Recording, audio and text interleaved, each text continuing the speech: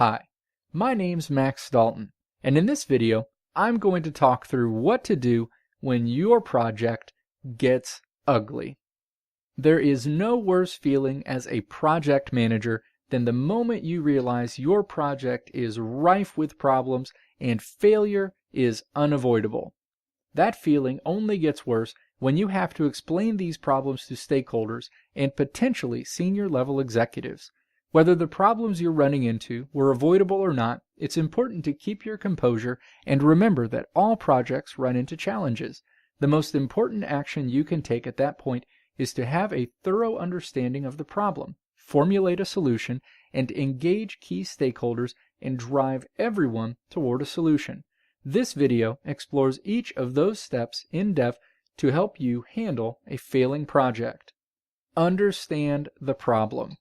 The minute you realize the project is headed for a crash course, the first step is to make sure you understand not just all of the problems plaguing your project, but the sources of those problems. As a project manager, you should have a high-level understanding of the problems that are bringing your project down. However, take a closer look through the key performance indicators you're using to monitor the progress of your project to see if the data is telling you a different story. Engage the development team to talk through the pain points that they've been experiencing to see if they call your attention to one or two specific pieces of work that took considerably more time than was originally estimated. Additionally, pull the entire project team together and work through a fishbone diagram to help flesh out all of the problems. Build solutions. After you feel like you have a thorough understanding of the problem, work up some recommendations around a solution. Be as creative as you need to, but you should never go to your stakeholders empty-handed. Even if the ideas you put together feel outlandish, they will be grateful you tried, and they will likely be more engaged in helping you work through the problem. And you never know. They may decide to run with your idea, which would make you look like a hero. Alternatively, if you just bring your key stakeholders a problem with no thoughts around a solution, they may become frustrated with you or feel like you're being lazy, which can make working through the problem even more challenging. Engage stakeholders. As soon as you have a solution for the problems that are threatening your project, it's important to engage the key stakeholders as quickly as you can with the summary of the problems and the solutions you've put together. Do not go out of your way to lay blame at the feet of any particular individuals or teams. This will only make the situation worse, and if someone truly is at fault, the stakeholder team will likely get that impression from the data and information you turn over.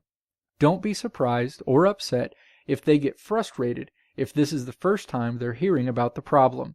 Good leaders will respect that you're making them aware of the problems quickly and you have solutions on the table. However, some leaders will become frustrated and may take those frustrations out on you, whether or not it's really your fault.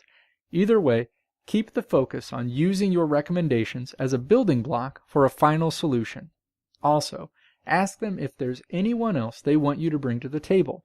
More than likely, someone else at the company has run into the same problems you're experiencing on your project and can help you work through them. Agree on a solution.